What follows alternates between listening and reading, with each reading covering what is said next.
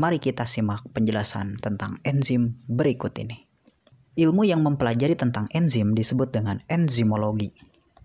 Dan komponen keseluruhan dari enzim disebut dengan holoenzim.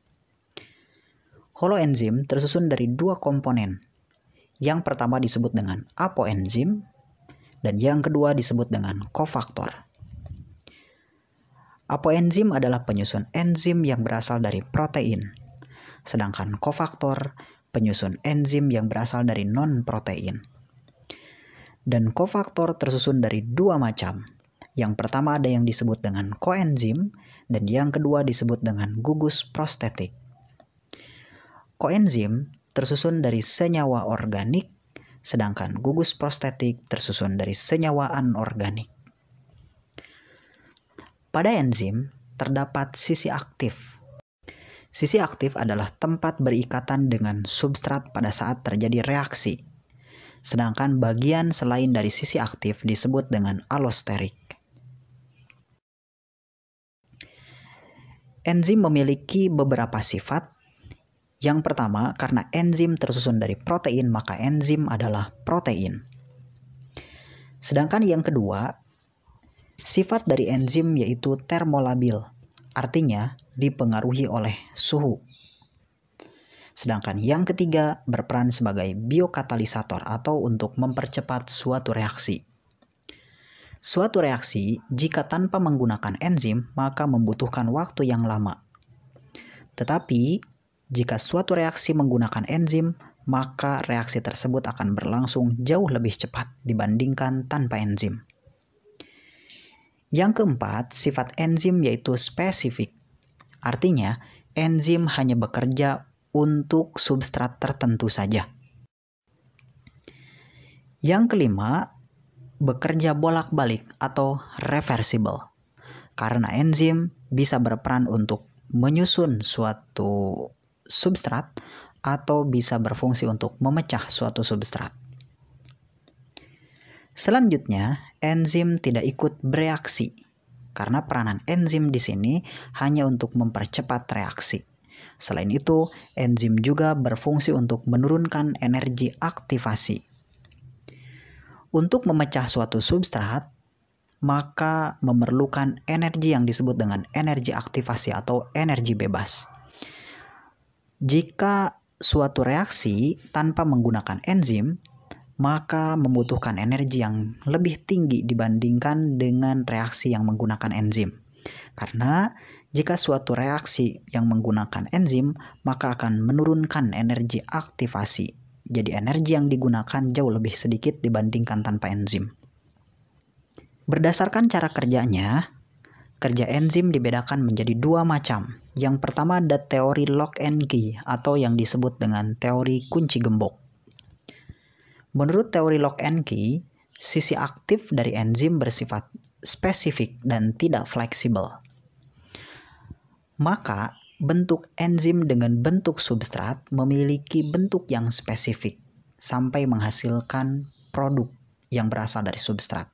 Tetapi bentuk enzim atau enzim tidak ikut bereaksi.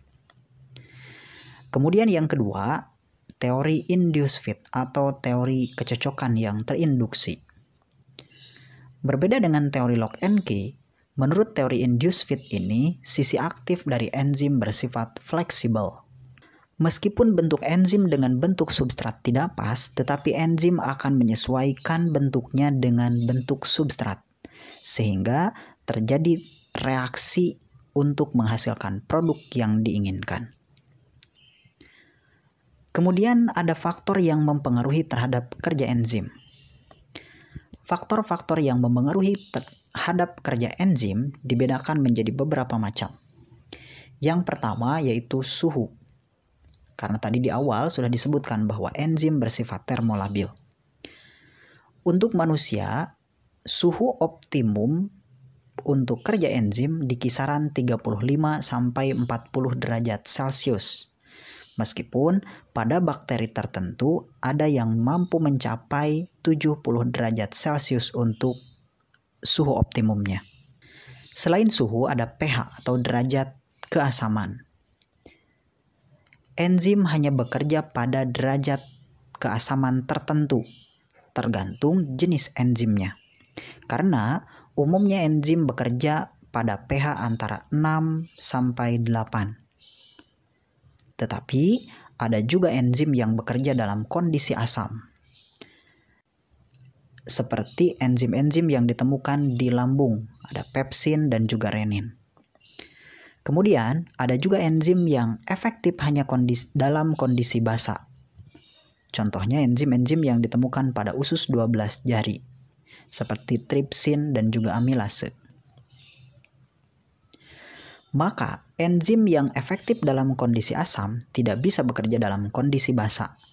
Begitupun kalau enzim yang bekerja efektif dalam kondisi netral itu tidak bisa bekerja dalam kondisi asam maupun basa. Selain derajat keasaman atau pH, juga ada konsentrasi.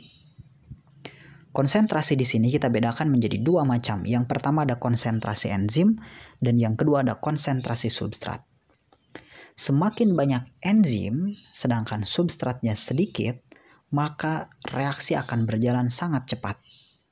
Begitupun sebaliknya, jika substratnya banyak tetapi enzimnya sedikit, maka reaksi akan berjalan lambat. Yang terakhir yaitu inhibitor atau penghambat. Penghambat di sini kita bedakan menjadi 3 macam. Yang pertama ada yang disebut dengan inhibitor kompetitif. Inhibitor kompetitif akan bersaing dengan substrat untuk menempati sisi aktif dari enzim. Sehingga jika inhibitor sudah menempati sisi aktif enzim, substrat tidak mampu bereaksi dengan enzim. Yang kedua, inhibitor non-kompetitif.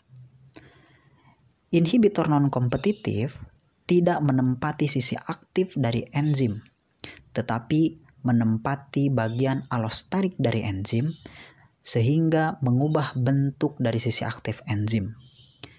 Jika sudah berubah, maka substrat tidak bisa bereaksi dengan enzim. Dan yang terakhir disebut dengan inhibitor umpan balik. Nah, inhibitor umpan balik ini sebenarnya berasal dari produk hasil dari reaksi yang menghalangi sisi aktif enzim, sehingga substrat yang akan direaksikan tidak mampu menempati sisi aktif dari enzim sehingga tidak terjadi reaksi. Nah, itulah yang disebut dengan inhibitor. Itulah penjelasan mengenai struktur enzim, kemudian sifat enzim, cara kerja enzim, dan juga faktor yang mempengaruhi terhadap enzim.